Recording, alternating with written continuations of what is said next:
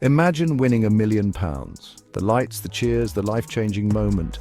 Now imagine it all vanishing because of a cough. This is the bizarre story of Charles Ingram and his infamous appearance on Who Wants to Be a Millionaire. Ingram's journey was supposed to be a tale of triumph. It quickly became a cautionary tale of ambition, deception, and the price of dishonesty. But did Ingram really cheat, or was he, as he claims, an innocent man caught in a web of circumstance? Charles Ingram, a seemingly ordinary man with an extraordinary dream to win Who Wants to Be a Millionaire. He was a man driven by ambition and a desire to change his life forever. The allure of the £1 million prize was irresistible, and he was determined to make it his own. He had tried and failed to get on the show before. Each rejection only fueled his determination. He watched countless episodes, studied the patterns, and prepared himself for the day he would finally get his chance. But in 2001, his persistence paid off. After years of anticipation and preparation, Charles Ingram finally received the call he had been waiting for. He was going to be a contestant on the show. He finally secured his spot in the hot seat opposite the unflappable host, Chris Tarrant. The stage was set, the lights were bright, and the audience was buzzing with excitement. This was his moment. Ingram's initial performance was unremarkable. He struggled with the questions, his nerves getting the better of him. The pressure was immense and it showed. He stumbled through questions, relying heavily on lifelines. Each lifeline used was a lifeline lost. And the audience could sense his growing desperation. His dream of £1 million seemed to be slipping away. The clock was ticking, and with each passing second, the possibility of achieving his dream seemed more and more remote. Little did anyone know, a plan was already in motion. A plan that would send shockwaves through the nation and turn Ingram into a household name for all the wrong reasons. The events that followed would be talked about for years to come, forever changing the landscape of game shows and the public's perception of fair play. As Ingram progressed further into the game, a strange phenomenon occurred. His performance drastically improved. He answered difficult questions with an almost eerie confidence. But something wasn't quite right. A pattern emerged, a peculiar rhythm of coughs coming from the audience. The coughs, it seemed, were suspiciously well-timed, often coinciding with the correct answer. At the center of this coughing conspiracy was Tequin Whittock, a college lecturer and fellow contestant, waiting his turn. Was this mere coincidence, or was something more sinister at play? Section 4. The investigation begins. The production team at Who Wants to Be a Millionaire smelled a rat. Ingram's sudden change in fortune, coupled with the suspicious coughs, raised alarm bells. An investigation was launched and the tapes were scrutinized. What they found was damning. The coughs, it became clear, were not random. They were strategically placed, guiding Ingram towards the correct answers. The evidence was mounting, and the finger of suspicion pointed squarely at Charles Ingram and Tequin Whittock. Section 5. Guilty as charged.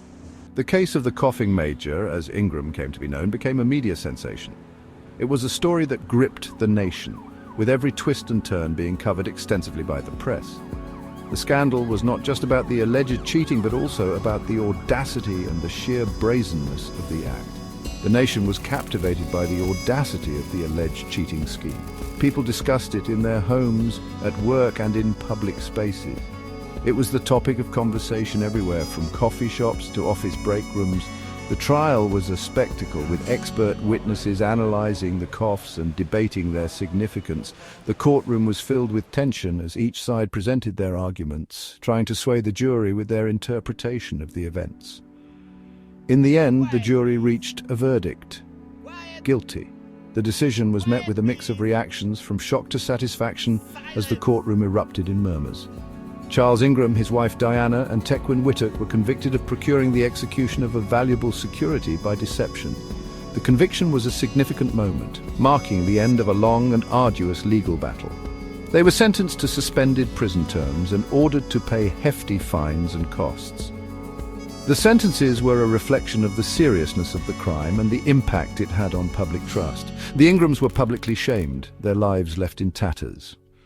The media frenzy continued even after the trial, with the couple being hounded by reporters and photographers wherever they went. Their reputation was in ruins, and they faced an uncertain future. Section 6. Lingering doubts. Despite the guilty verdict, the case of Charles Ingram continues to fascinate and divide. Some believe he was hard done by, a victim of circumstantial evidence and a media frenzy. They point to inconsistencies in the prosecution's case and question the reliability of the coughing evidence. Others remain convinced of his guilt. They argue that the evidence, particularly the timing of the coughs, is simply too compelling to ignore. The debate rages on with no definitive answer in sight. Was Charles Ingram a cunning cheat or an innocent man caught in a web of suspicion? Section 7. The verdict of public opinion. The Who Wants to Be a Millionaire? Coughing scandal remains one of the most intriguing cases of alleged cheating in television history. It captivated audiences and sparked debates across the globe. The story of Charles Ingram, a former British Army major, and his alleged accomplices who were accused of using a series of strategic coughs to signal correct answers, is nothing short of sensational. It is a story that raises questions about ambition, morality, and the lengths to which people will go to achieve their dreams. The scandal not only put the integrity of the show under scrutiny, but also made us ponder the ethical boundaries people are willing to cross. What do you think? Would you risk everything for a chance at £1 million? Was Charles Ingram a mastermind who almost got away with £1 million? Or was he simply a pawn in a much larger game, manipulated by forces beyond his control? The courtroom drama that ensued was filled with twists and turns, making it a gripping tale of suspense and intrigue. Or was he an innocent man, wrongly accused and forever branded a cheat? The emotional toll on Ingram and his family was immense as they faced public ridicule and legal battles. The case left many wondering about the true nature of justice and the power of media in shaping public perception. The court of public opinion remains divided. Some believe in his guilt, convinced by the evidence presented, while others see him as a victim of a flawed system. Social media platforms buzz with heated discussions reflecting the polarized views of the public. The answer, like the coughs that lie at the heart of this extraordinary tale, continues to echo unanswered. The mystery endures, leaving us to question the fine line between truth and deception and the impact of public opinion on justice.